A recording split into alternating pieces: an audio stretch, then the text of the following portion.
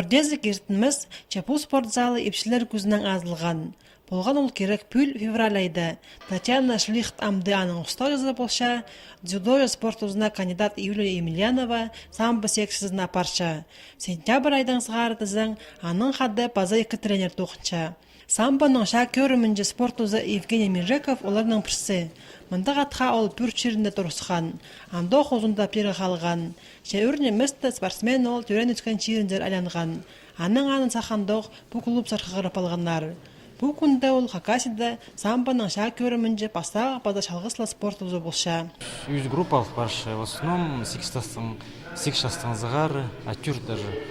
8 жастың зығары, 14 жасқа кері. И шоулығылар. 16 жастың и дальше. И келшелер даже 40 жастың қыздар келшелер 8 жасты ерді.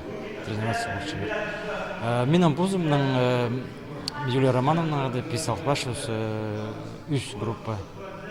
Кішігілердің зары 4 жастың 4 жасқа кері. И еще менің отдельный бұзымның группа бір 8 жастың зағары 13 жасқа кері. В общем, бұл выше 4 группа. Чоқтыра керек біде тоқыт пашатқан життер бұл спорт көрімінің бір тренерінің Виталий Таскараковтың қолында айғысқанлар. Самбо секциясын апарарға ол чөп берген. Амды тренер болып ұсқан олқыстар клубта пастағы олық маралар ештірерге темнен пашалар. Открытый турнир, юный динамовец, посвященный Динамоға, можно сказать. Балыр 5 жастың зағары, 13 жасқа кері қарбызырлар. Келдерлер басқа клубтың, judoистер келдерлер, черногорштың келдерлер. Азық марығылары 5 ноябрда ертерлер. Аның төстер жылары олғанларының самбо мекалерін толшатқанарын көріп баларға праздник қақшалар.